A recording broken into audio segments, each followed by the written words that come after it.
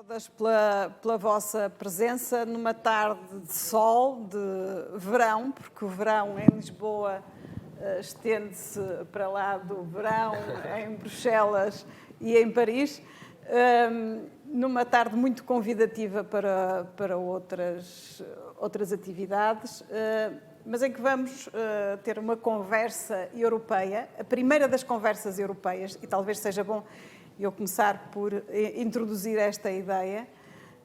Esta ideia vem de umas conversas que eu iniciei durante o tempo da pandemia, a que dei o nome de Conversas Vadias, em que convidei vários intérpretes da política europeia para falarem sobre questões que dizem respeito à Europa, a Portugal e ao mundo, num tempo em que estávamos todos muito restringidos do nosso convívio. Agora decidi lançar estas conversas, já não conversas vadias, mas conversas europeias, nas quais terei diferentes convidados em diferentes áreas de atividade.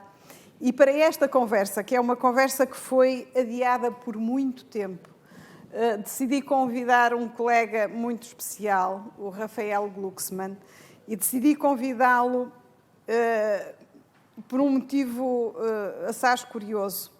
Um fim de semana, naqueles fins de semana em que eu costumo ler todas as revistas internacionais, encontrei uma entrevista do Rafael em que falava sobre um livro que ele tinha acabado de lançar. E um livro chamado Carta à Geração que vai mudar o mundo. Depois encontrei o livro e achei-o interessante por vários motivos.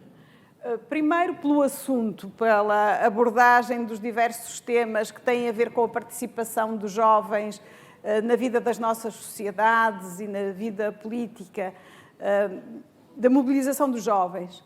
Mas também por um outro motivo. É um livro escrito com profunda paixão. Como tudo que o Rafael faz, porque o Rafael é um daqueles políticos cada vez mais raros na cena política, não só nacional aqui, mas também ao nível internacional acontece isso, que faz a política com paixão e que transfere para o seu discurso e para a sua atividade um profundo sentimento a cada momento. Isso é algo que nos une e que me liga ao Rafael e que faz com que, mesmo nos momentos em que não concordo com o Rafael, continuo a admirá-lo imenso e a sentir uma profunda identificação com ele. E por isso convidei-o para esta conversa, que esteve para ocorrer muito antes, esteve para ocorrer no final do ano passado, depois não se proporcionou, esteve para ocorrer no primeiro trimestre deste ano, mas as eleições francesas e uma série de acontecimentos não proporcionaram, e acaba por ocorrer num momento muito curioso, um momento em que estamos diante de uma tempestade perfeita. No momento em que acabamos de sair de uma crise profunda provocada pelo Covid-19, em que enfrentamos uma guerra que era algo que não esperávamos experimentar depois de tantas décadas de paz na Europa, um momento em que enfrentamos uma profunda crise climática que a guerra quase nos faz esquecer, e que é uma crise transversal e que nos coloca diante de uma problemática que atinge todos os continentes, que atinge todo o planeta e que vai ter uma profunda repercussão ao termo naquilo que tem a ver com as respostas que estão agora a ser construídas.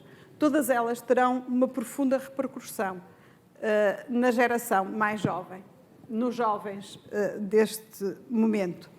E é curioso verificar, eu gosto muito de ler estatísticas, não é porque os números por si sejam muito válidos, porque eu até costumo dizer que os números espremidos podem dizer o que nós queremos.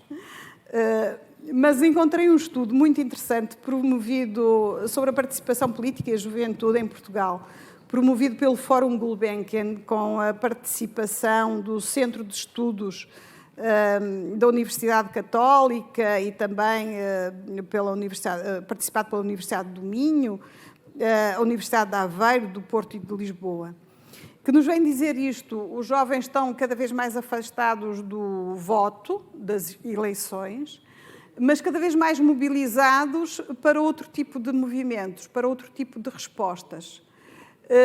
Não se identificam com a participação político-partidária, com os partidos com estruturas muito formalizadas e muito hierarquizadas, mas sentem-se muito mobilizados para participar em manifestações, em protestos, convocados muitas vezes por eles através das redes sociais, constituem uma nova ferramenta de mobilização.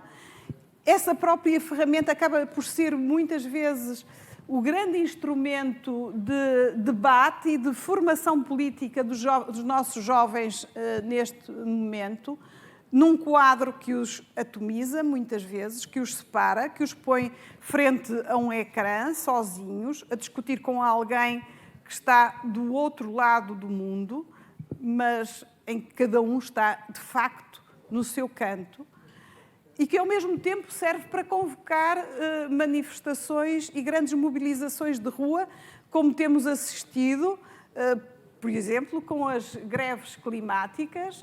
Vimos os jovens na rua, de repente, a confrontarem os grandes líderes mundiais com questões muito pertinentes e que são questões emergentes, para as quais precisamos de encontrar uma resposta que não pode esperar mais. Mas também encontramos esses jovens nos grandes movimentos de rua, nas manifestações antirracistas nos Estados Unidos, mas também aqui em Lisboa, no Chiado. E encontramos esses jovens nas grandes mobilizações no início da guerra na Ucrânia, da invasão da Rússia à Ucrânia, e vimos como os jovens se mobilizaram e como se mobilizam em situações de emergência, como se mobilizaram, por exemplo, para fazer operações de socorro no Mediterrâneo. E tivemos muitos jovens que sofreram duras consequências, nomeadamente um jovem português que teve um processo judicial movido pelas autoridades italianas quando esteve envolvido numa operação de salvamento. E vemos como os jovens não estão assim tão distantes, querem respostas mais rápidas que aquelas que, porventura, os partidos são neste momento capazes de fornecer.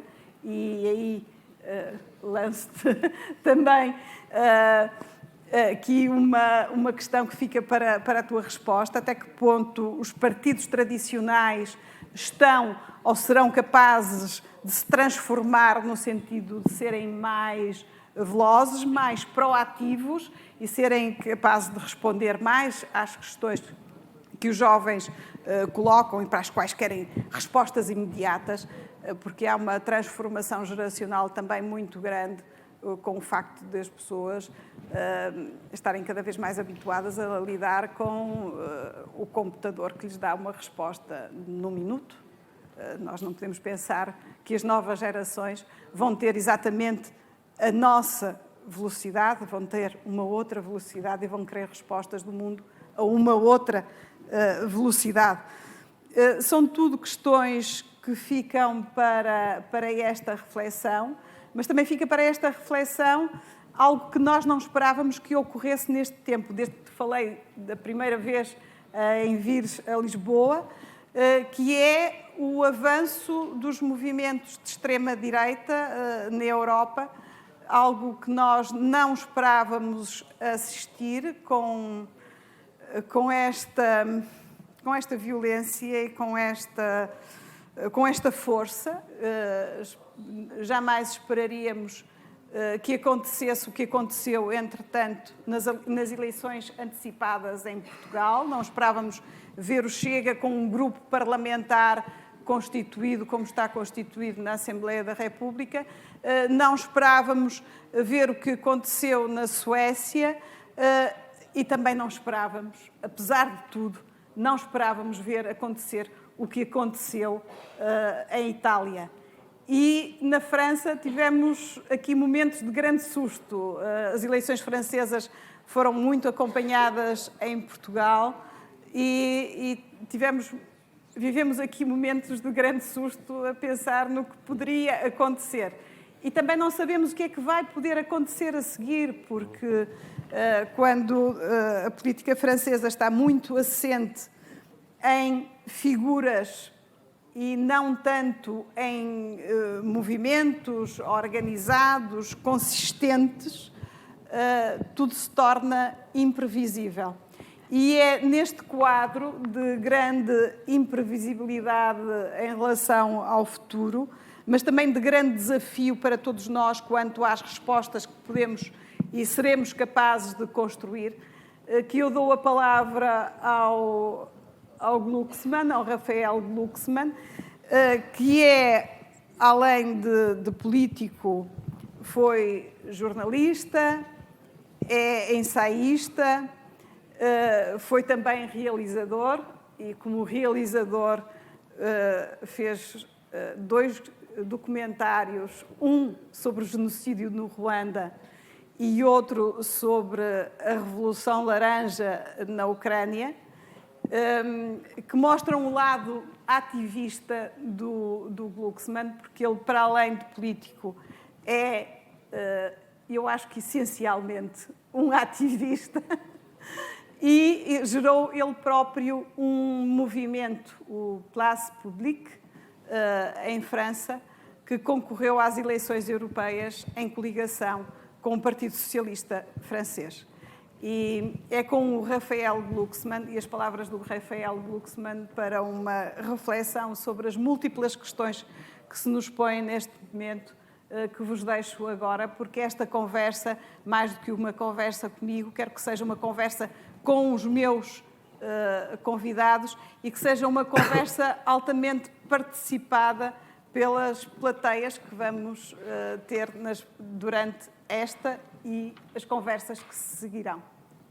A palavra é tua.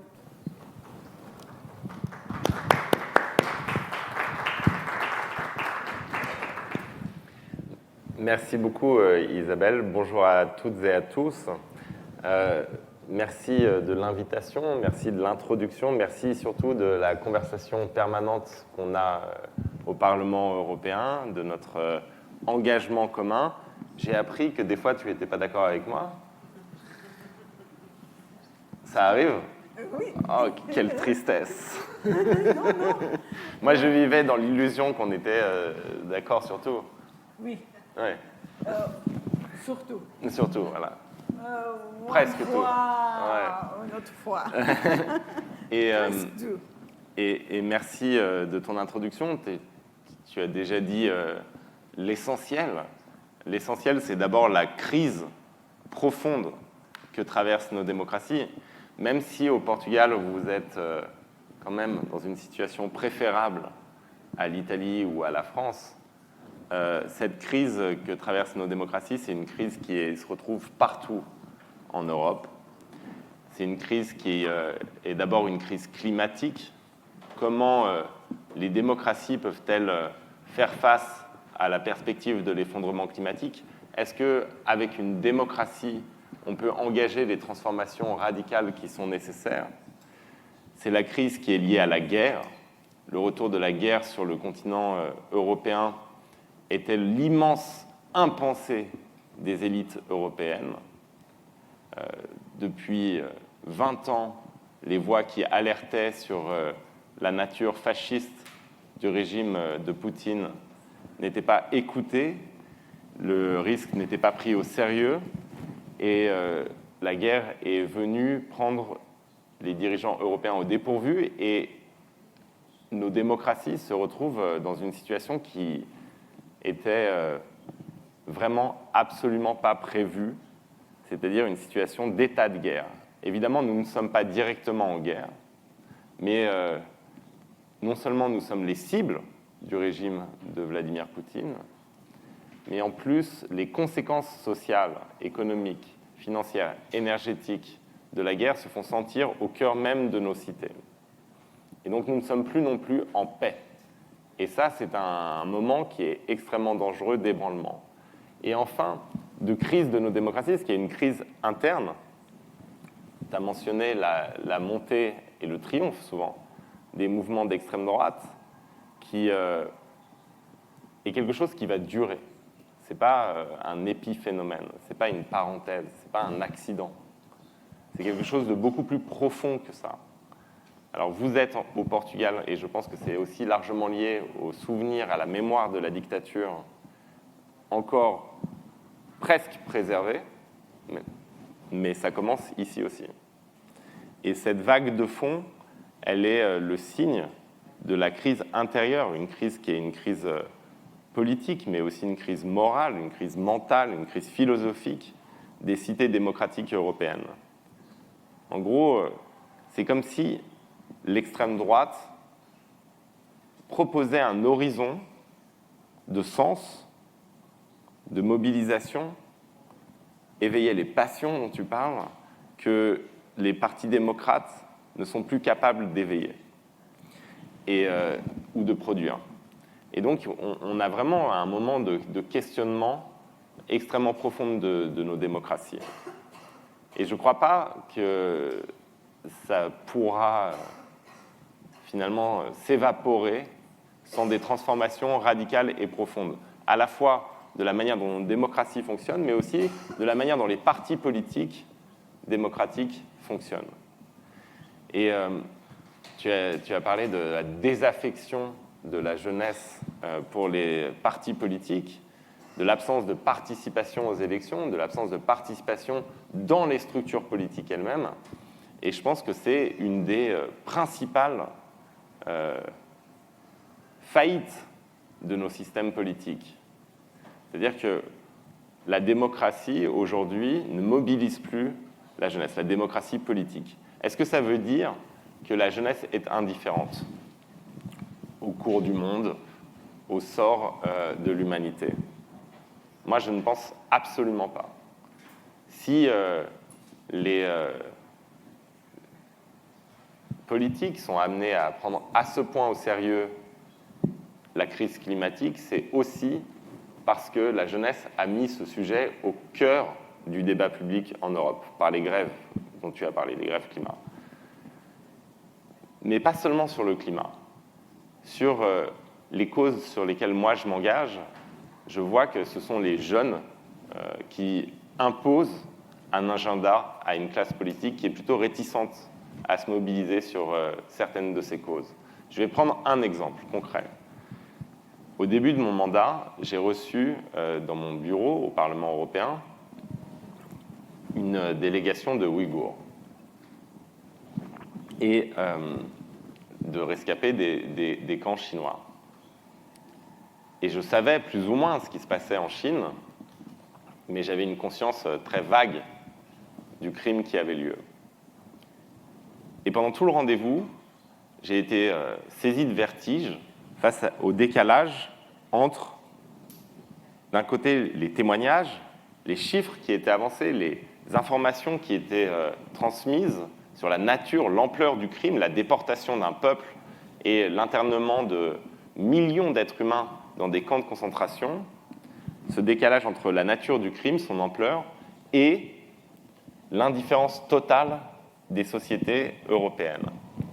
L'ignorance dans laquelle moi-même j'étais, l'indifférence dont moi j'avais fait preuve. Et donc j'ai cherché à mobiliser. Et ma première réaction, ma réaction spontanée, ça a été d'appeler mes collègues de gauche en France pour leur dire on va se mobiliser sur cette question-là. Et tous m'ont répondu mais qui va s'intéresser aux Ouïghours? Et ce que j'ai fait, c'est que j'ai lancé un appel sur Instagram aux jeunes Français pour qu'ils répondent qu'eux s'intéressent aux Ouïghours, que pour eux, c'est important. Et ce qui s'est passé, c'est qu'en fait, eh bien, des centaines de milliers, puis des millions à un certain point de jeunes se sont mobilisés et ont dit à leurs représentants, aux médias, que le sort de ce peuple à l'autre bout du monde était important pour eux. Et c'est grâce à la mobilisation de ces jeunes que finalement, au Parlement français, mais au Parlement européen, eh bien, on s'est emparé de cette question. C'est finalement ces centaines de milliers et puis ces millions de jeunes qui ont fait en sorte que Ursula von der Leyen finisse par en parler, ou que Emmanuel Macron finisse par en parler. Et donc, j'ai vu, moi, en travaillant avec ces jeunes, qu'il y avait une énergie débordante, qu'il y a eu des centaines de comités de défense des Ouïghours dans toute la France, y compris dans des petites villes ou dans des villages, et à chaque fois créés par des jeunes. Et donc, il y a cette énergie-là, il y a cet enthousiasme pour des causes, comme tu l'as dit, mais qui ne se traduit jamais, ou quasiment jamais, dans l'engagement dans un parti politique. Et moi, je voyais, parce que je faisais des conférences à travers toute la France, à chaque fois que j'interagissais avec ces jeunes, ils me disaient « Mais nous, on veut bien travailler avec vous, parce que vous n'êtes pas un vrai politique. »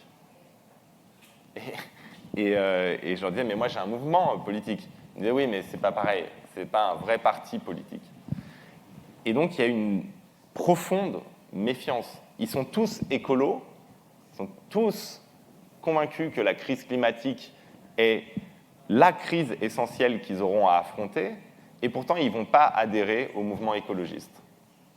Ils n'entrent pas chez les Verts. Ils sont tous convaincus qu'il faut de la solidarité sociale, ces jeunes, et pourtant, ils ne rejoignent pas le Parti socialiste. Et donc, il y a un vrai hiatus entre les structures politiques et ces jeunes qui, pourtant, eux, s'engagent dans la vie de la cité. Et moi, j'ai écrit ce livre parce que je ne voulais pas ressembler à devenir une sorte de curé. Vous savez, ces curés qui voient les bancs de leurs églises se vider et qui blâment la terre entière pour le fait que leur église soit vide, sans jamais questionner leur propre discours. Et donc, j'ai l'impression, comme ça, en échangeant avec beaucoup de gens de la gauche française, qu'on devenait un peu des curés et qu'on expliquait que les jeunes aujourd'hui, ils sont apathiques, ils sont désintéressés par la chose publique, ils ne se mobilisent pas. Tout ça parce qu'en fait, ils ne sont pas au Parti socialiste. Et donc, on blâmait la jeunesse pour l'incapacité dont le Parti socialiste faisait preuve à les attirer. Et j'ai essayé de prendre plus au sérieux, en fait, cette désaffection. D'où elle vient? Pourquoi est-ce que, finalement, on a cette absence des jeunes dans les meetings politiques? Et je crois que il y a un problème d'horizon et un problème de méthode. Là où tu as raison sur les causes, c'est que les causes, on a l'impression d'avoir un impact direct, d'exiger une réponse directe, comme tu le dis. Et encore plus que ça, on a l'impression d'être utile. Et je crois que l'enjeu principal, ce qui a fait le succès, par exemple, des campagnes qu'on a lancées en France, c'est que chacun avait un rôle à jouer. On demandait, par exemple, on s'est attaqué aux chaînes de valeur des multinationales qui bénéficiaient de la réduction en esclavage des Ouïghours. Et on a fait des grandes campagnes d'interpellation, des grandes marques comme Zara, Nike, Adidas et tout ça. Et dans ces campagnes, des centaines de milliers de gens se sont mis à interpeller, écrire, taguer sur les réseaux sociaux ces marques. Et ensuite, quand il y a eu des victoires, quand certaines multinationales ont accepté de changer leur chaîne de valeur et de le faire savoir, eh bien, ces jeunes ont eu l'impression d'avoir obtenu eux-mêmes la victoire. Et ce qu'ils me disaient tous, c'est « je ne savais pas qu'en fait, j'avais du pouvoir ». Et je crois que l'enjeu, mais vraiment qu'il y a un enjeu profond pour les partis politiques, c'est comment on redonne à cette jeunesse l'impression qu'elle a du pouvoir. Et que l'engagement en politique donne du pouvoir sur le cours des choses. Et là, on rejoint l'autre problème, qui est un problème d'horizon, c'est qu'il y a une crise de sens de la politique.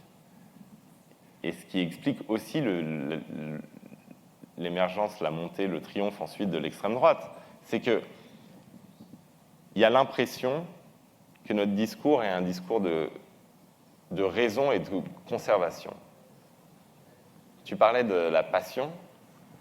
Ce qui fait le succès d'un Salvini ou maintenant d'une Meloni, c'est aussi qu'ils arrivent à transmettre l'impression qu'avec eux, on peut changer le cours des choses, qu'avec eux, on peut mener de grandes transformations, qu'avec eux, on peut refuser l'ordre établi. Et nous, face à ça, et on était dans ces élections incarnées par l'État, on est la voix de la raison, de ne bousculez pas trop les choses, attention, c'est dangereux, ne faites pas ça, n'allez pas sur ce chemin. Et on peut avoir raison, mais la position dans laquelle on se place, c'est une position de conservation de l'existant. Tout le discours va être de dire attention, il ne faut pas être raciste, attention, il ne faut pas remettre en cause les institutions de la démocratie libérale, attention aux violations de l'état de droit, attention, attention. Mais ça marcherait comme discours s'il y avait l'impression générale que finalement nous étions encore dans un horizon de progrès, que nos démocraties assuraient finalement une forme d'optimisme généralisé dans la société. Or, comme on l'a dit au début, on est dans un moment de crise extrêmement profonde et il y a un doute sur la capacité des démocraties européennes à faire face à cette crise. Et donc, je crois qu'il faut non seulement, pour la méthode, rendre les jeunes acteurs des campagnes politiques et pas simplement spectateurs ou auditeurs ou fans, mais il y a aussi un horizon épique à retrouver. Et ça, moi, je suis convaincu qu'on n'arrivera pas à répondre à la crise des partis démocratiques ou de la gauche européenne sans retrouver cette dimension épique.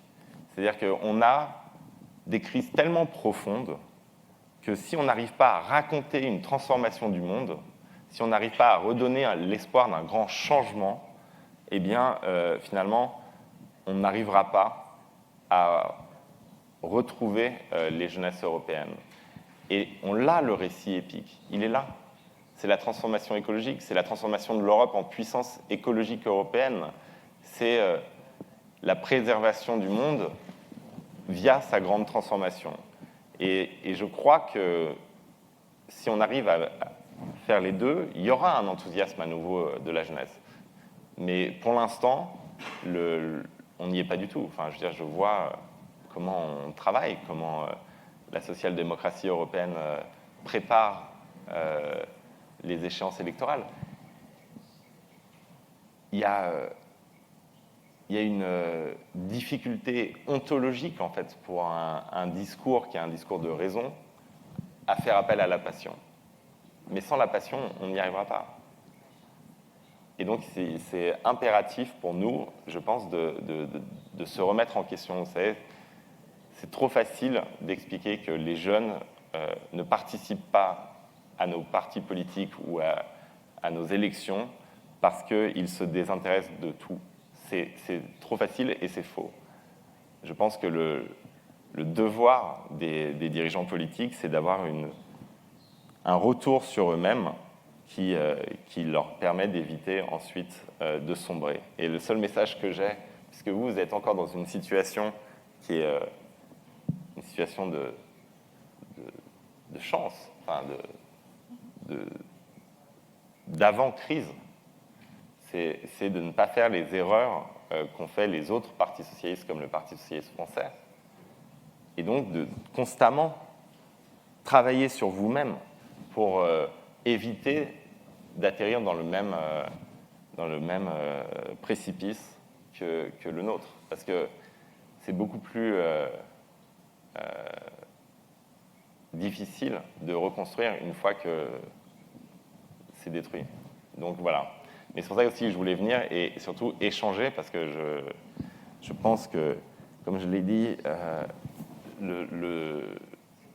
ce discours-là, face à la crise profonde de nos démocraties, ça doit être un discours qui va être co-construit. Personne n'a la solution clé en main, et donc ça doit être quelque chose qui doit se construire dans l'échange, et c'est pour ça que j'attache autant d'importance à nos conversations, chère Isabelle. Merci. E agora abria, depois desta primeira intervenção do Rafael Glucksmann, abria a palavra à sala para questões que queiram colocar.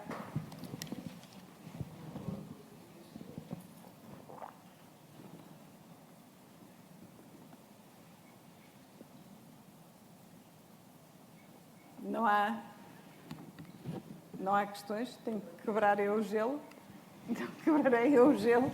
Já há ali uma questão. Sim. Vou-lhe entregar o microfone. Chamo-me Manuel Graça Dias e sou natural de Goa, da Índia, e emigrei para Portugal. Uma das questões que eu gostava de colocar ao Rafael Glucksmann, que a União Europeia avançou muito, e, por exemplo, a Índia, como democracia, avançou muito pouco, é sobre o direito das minorias. De uma forma geral, na democracia, a maioria vence sempre e esmaga as minorias.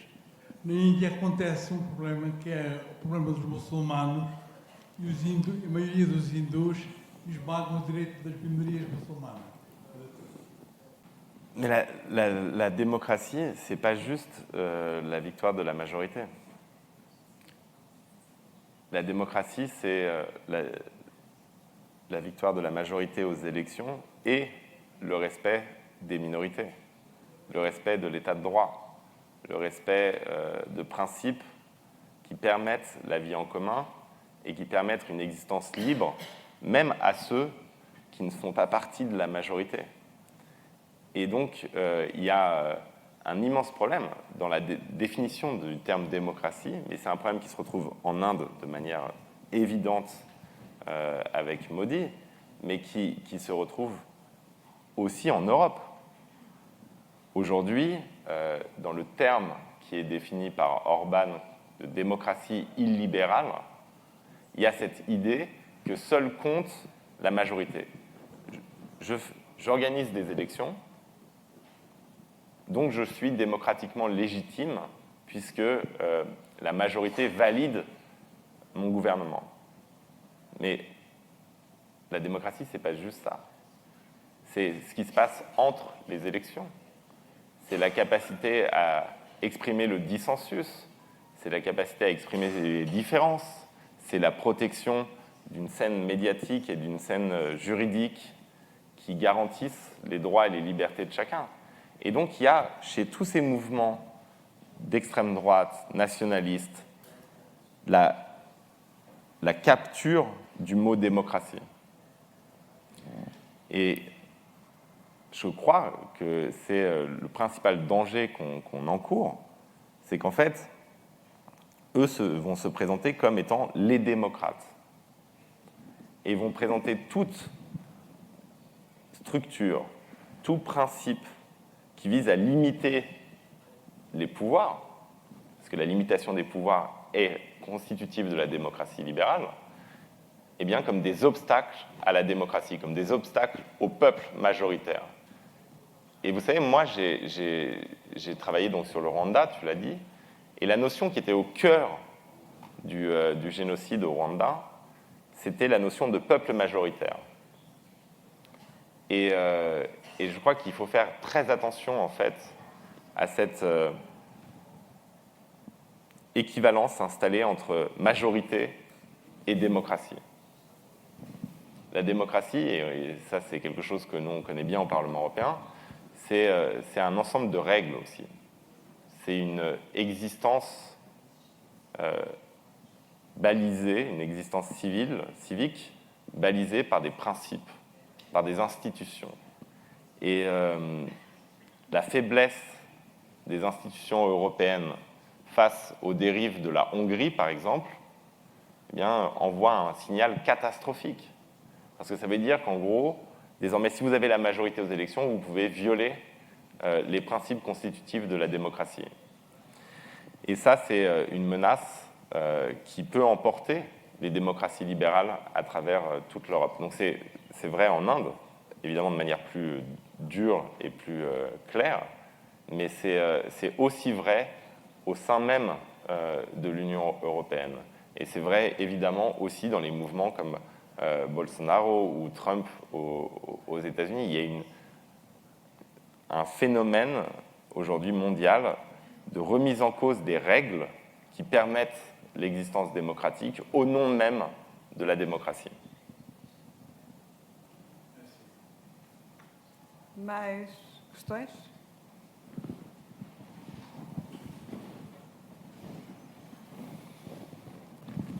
Olá, o meu nome é Helena e eu gostei de uma parte que falou, mas fiquei com alguma dúvida.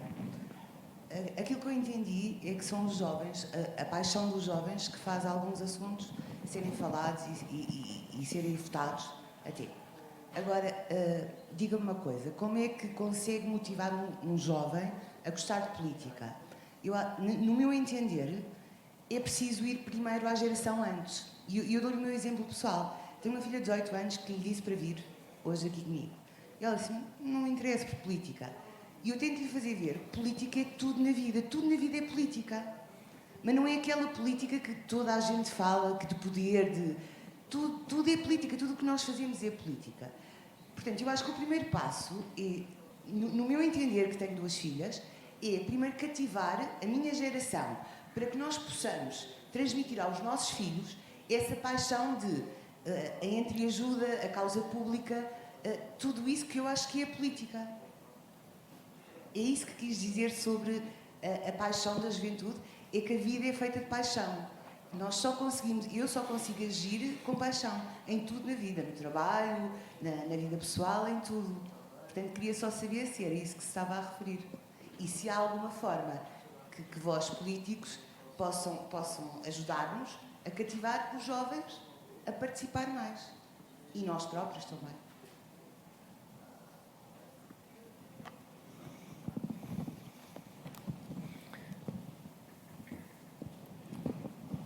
Je comprends votre fille parce que une conférence ou un parti politique, je crois que la bonne, c'est pas quelque chose qui peut séduire. Je crois que la bonne entrée, c'est à travers une cause. Moi, je vois comment, finalement, que ce soit sur les Ouïghours, sur les personnes migrantes, sur les combats qu'on a menés aussi sur des questions qui étaient débattues à l'Assemblée nationale sur les handicapés, les personnes en situation de handicap.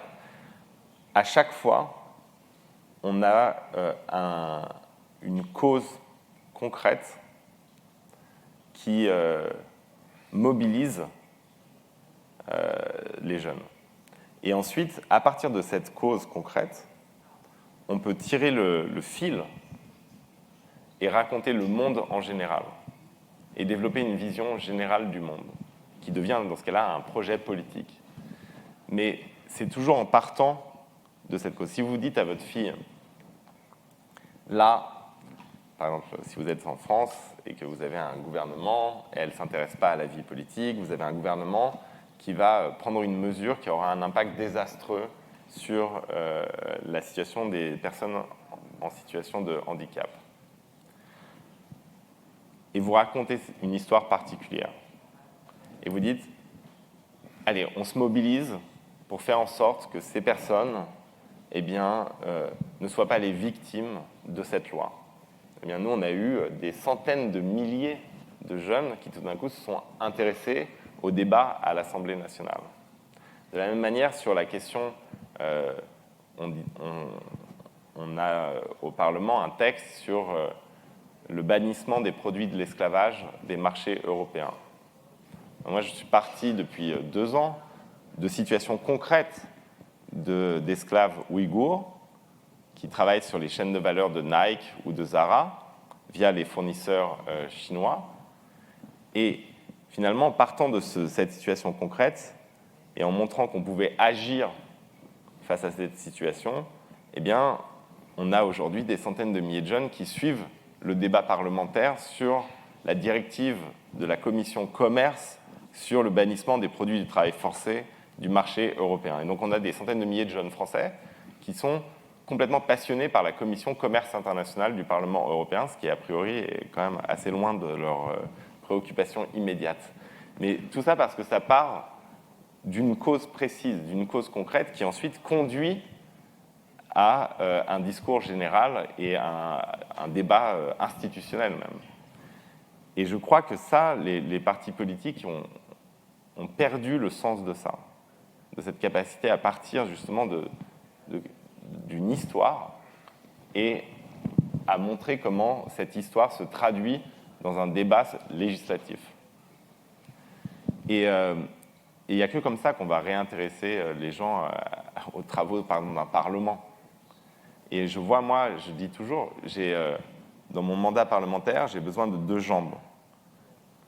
La première jambe, et tu l'as mentionné, c'est les réseaux sociaux, parce que j'ai besoin d'une mobilisation dans la société. Et la deuxième jambe, c'est le travail législatif. S'il n'y a que la première jambe, ça fait des mobilisations qui sont évanescentes, qui vont être éphémères, des bulles d'indignation dans la société. Mais s'il n'y a que la deuxième jambe, il y a une faiblesse de mon discours par rapport, par exemple, au lobby économique, par rapport à Inditex, par rapport à Nike ou par rapport à Apple ou Volkswagen. Et c'est la jonction des deux qui peut créer une offre politique. Et l'autre responsabilité qui est la nôtre, je crois, c'est d'investir les lieux où sont les jeunes. C'est-à-dire que moi, je vois en France, par exemple, il y a d'un côté les radios et les télés du service public et les journaux traditionnels qui vont inviter les politiques, où il y aura un débat très rationnel sur la guerre en Ukraine ou sur le changement climatique. Et ensuite, il y a un espace qui est laissé complètement à l'abandon par les cadres traditionnels de la société, qui est l'espace des réseaux sociaux, qui est TikTok, qui est Instagram, et ça, c'est une erreur fondamentale. C'est-à-dire que, justement, il faut aller investir les lieux où les jeunes prennent l'information pour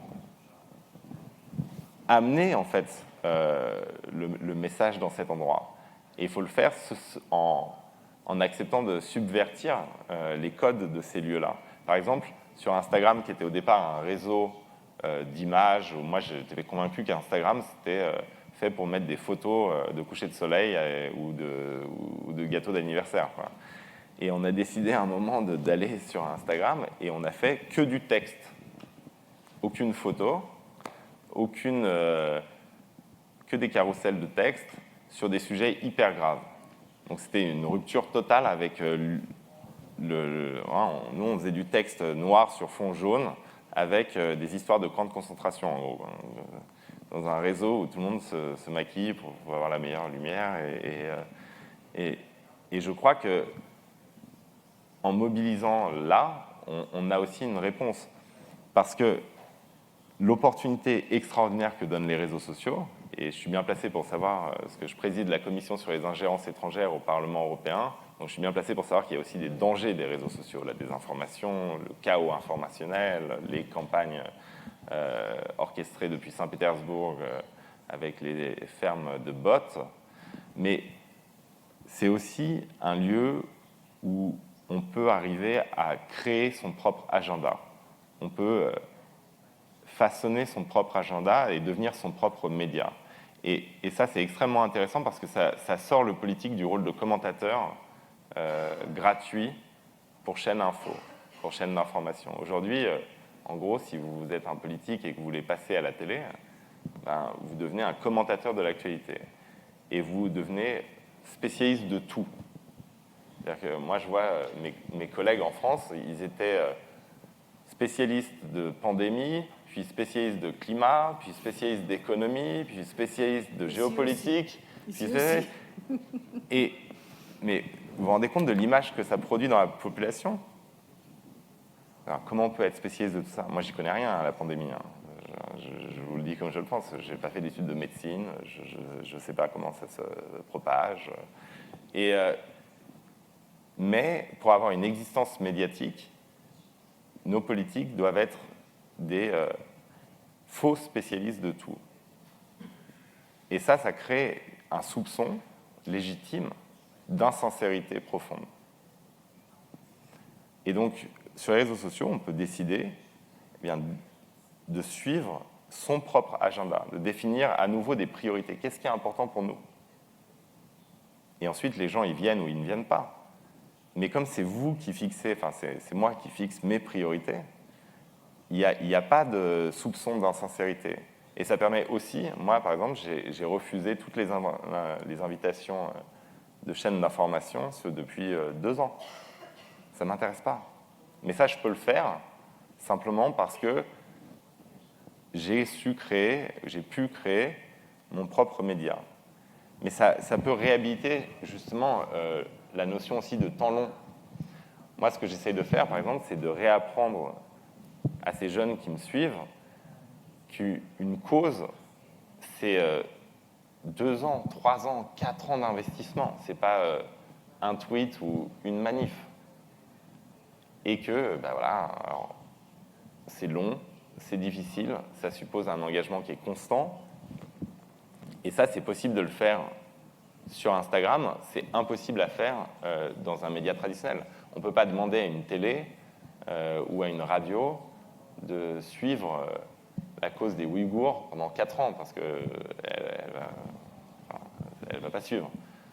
Et donc, il y a une opportunité, et je crois qu'en emmenant les jeunes, en montrant qu'ils peuvent être actifs pour défendre une cause qu'ils identifient eux-mêmes comme étant importante, et bien ensuite, on peut les amener à comprendre que si on veut vraiment, par exemple, les jeunes qui ont manifesté et qui ont fait grève sur le climat, et qui savent que c'est fondamental pour eux, la grande faillite des politiques, c'est de ne pas avoir su montrer comment leur engagement sur la cause du climat devait se traduire par un engagement politique.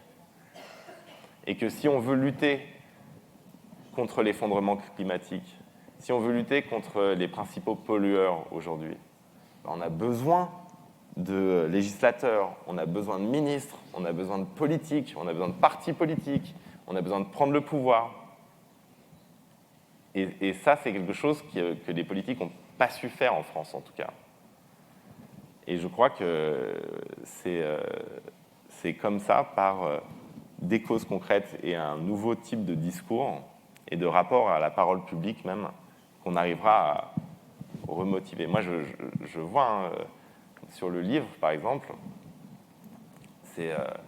on a fait des salles dans toute la France et parlé avec beaucoup de libraires, mais il n'a été acheté que par des jeunes, en fait. C'est-à-dire que c'était vraiment partout. Et souvent, comme un livre, c'est cher, ils se cotisaient pour acheter le livre. Et